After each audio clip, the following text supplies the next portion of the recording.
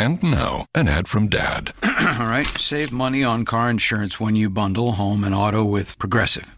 Can I take these off? All right. What is this? This looks good. Wow, that's well made. Where did you get this? I'm talking to you with the hair. Yeah, where did you get this? It's good stuff. That's solid. That's not veneer, that's solid stuff. Progressive can't save you from becoming your parents, but we can save you money when you bundle home and auto. Progressive Casualty Insurance Company, affiliates, and other insurers. Discounts not available in all states or situations.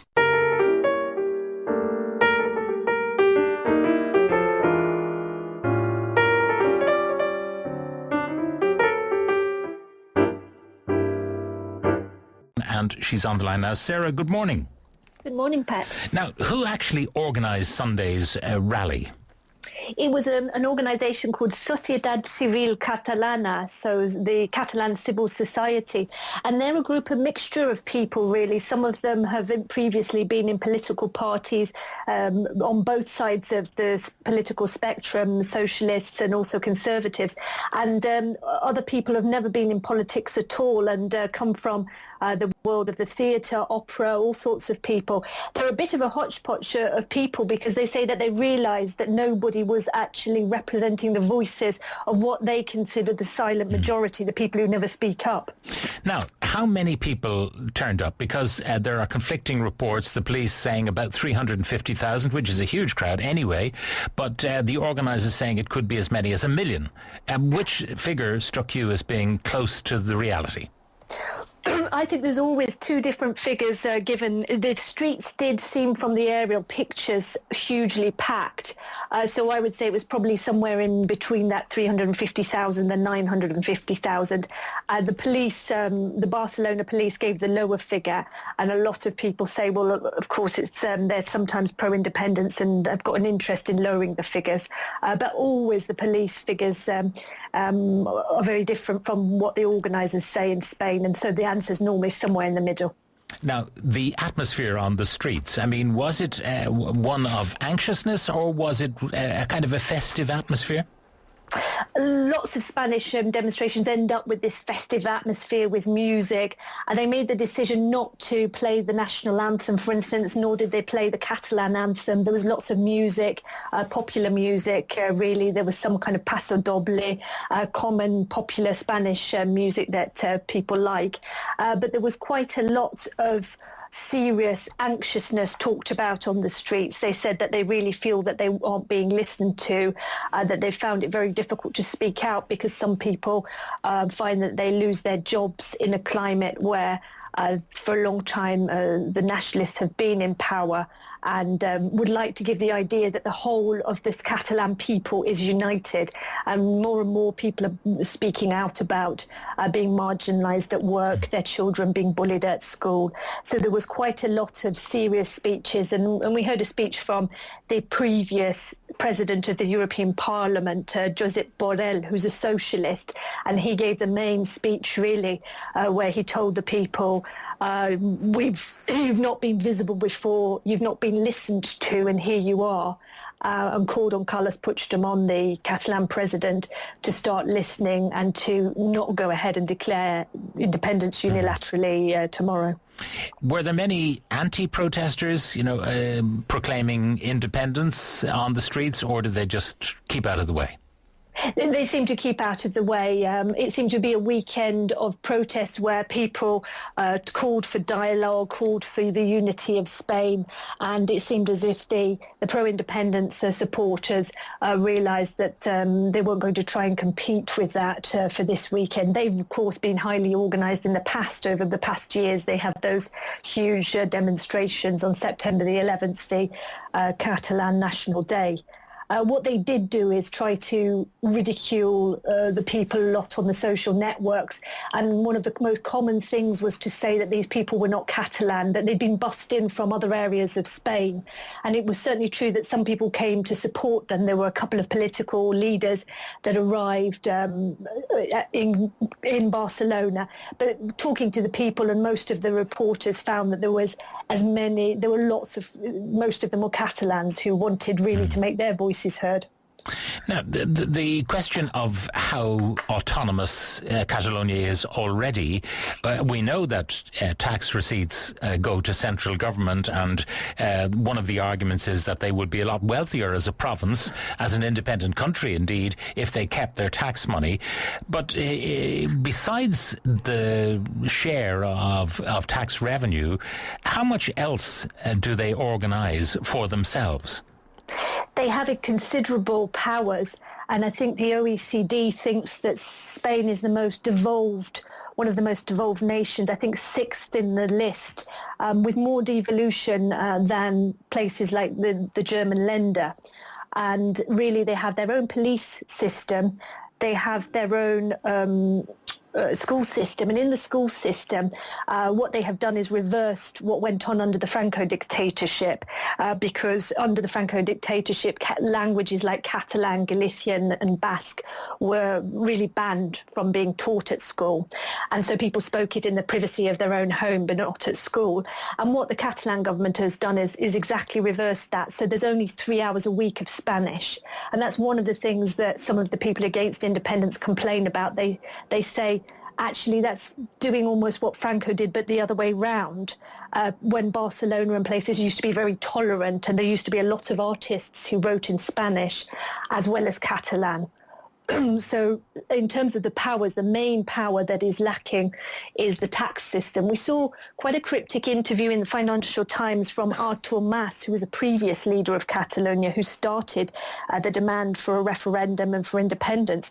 And he seemed to suggest that despite the referendum result, which his party says was a win, that the country is not ready for independence, and he said that they needed to get control of the justice system and control of the tax system before they're ready, and it wasn't very clear what that meant, whether he felt there should be that kind of deal done now to then move ahead with independence at a later date. The removal of some of the headquarters of large companies, including banks, out of Catalonia would seem to strike an ominous note for the future of Catalonia, even though it is a prosperous province in its own right at the moment. What is the reaction of Puigdemont and his government to those threats, and perhaps the reality, if it becomes terribly unstable anyway, to get out of Barcelona? Well, Puigdemont said in an interview yesterday that he would go ahead with the unilateral declaration of independence, but one member of his government in the same party, who's the company's minister, said he felt there should be a pause on independence because of the economic risks and because of the risks of conflict on the streets. And that may indicate that Carlos Puigdemont's party knows it's right of centre. He's always had a lot of business people vote for it, and many of them have voted for the party to get more money from the central government, but not necessarily to have full independence. And so now the problem for the Catalan government is that they are supported by a left-wing party called CUP, which has 10 seats in the parliament, and they really are not too bothered about not being in the European Union.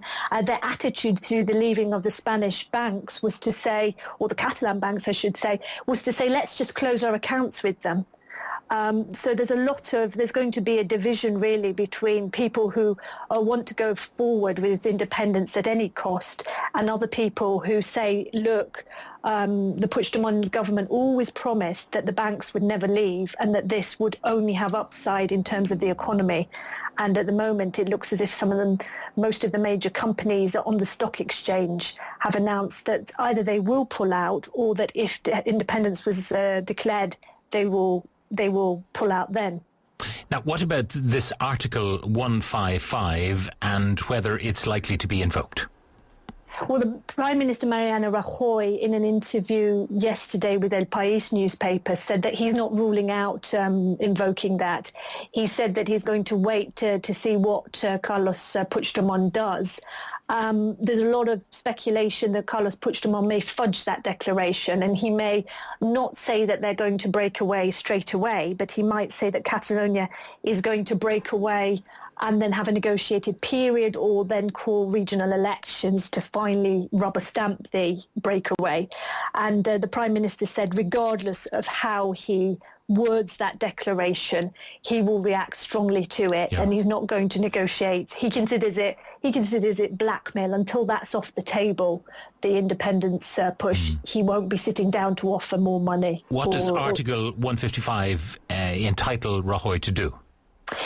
To take powers from the regional government. Is never been tested, and it's a similar article exists in other constitutions like the German constitution, but potentially it would allow him to take over the government and call regional elections, for instance. That's what some people are calling for. It would allow him to, for instance, take over the local police force, the Catalan police force, which has been criticised for not obeying the orders of the courts. Various powers, so it would certainly allow the central government to give orders. Many people think it could pour fuel onto the fire and drive up independence if it's badly used. Now, we talk about the Irish border in the context of Brexit. Looking at the Catalonian border with Spain and indeed with France, what have they thought about that in terms of, the EU and non-EU and membership of the EU? Or what have they really thought beyond this, I suppose, idealistic declaration of independence? Well, to be honest, Pat, because they haven't really had a union campaign against them, they haven't really had to clarify many of their ideas. So when I talk to the people who believe that independence would be a good thing, they're divided between very idealistic young people, many of those Barcelona students, for instance, who think that the Republic would be a much better place and everybody would have a job and people would have housing and things would be done in a less corrupt way. And then there's other people who really have always believed the reassurances of the Catalan government that because the region is so wealthy, despite what the European Commission says, and the European Commission says any region that breaks away has to reapply for membership, they've always said, well, we would only be out of the union for 5 minutes because they would really want our money. So it hasn't really, people haven't really taken seriously the possibility of not being in the European Union. I mean, Theresa May thought that as well. And all the Brexiteers, they thought that, the sale of Mercedes and BMWs into Britain would be so important to Germany that they would roll over. Didn't happen. Finally, Sarah, the question of, being Catalonian but also Spanish, that dual identity in the way that an Irish person can be a Munster man but also an Irish man, a unionist in Northern Ireland can be an Irish person but also a citizen of the United Kingdom, that question of having dual identities that they can feel comfortable with. Is that the likely outcome at the end of the day? Well, lots of the people who were demonstrating yesterday say that's what they already have, and they don't want to be stripped of their Spanish passport just to be wholly Catalan. And they say that Catalonia is a very mobile place, and in the 50s, 60s, 70s, there was a lot of immigration from the rest of Spain, poor workers that went to find jobs there, and that continues because it is an industrial pole, really. And so lots of people feel Spanish as well as Catalan. And there are some interesting voices, like there's a satirist called Albert Boadella, who really fought quite hard with his plays against Franco and ended up going into exile. And he used to do all his plays at the time in Catalan. And for a long time, he said he feels very pessimistic about the atmosphere. He says now he only does his plays in Spanish because he says he's not going to be told what to do and what language to write in. And those sorts of people are speaking up more and more to say we are able to speak in Catalan and Spanish, and this is the creation of an artificial world where everybody is 100% Catalan and nobody has ever steps outside the village they came from. That's really the sort of division that we're seeing in Catalonia at the moment. Sarah Morris, who's a Spain correspondent for France 24 Television, thank you very much for joining us.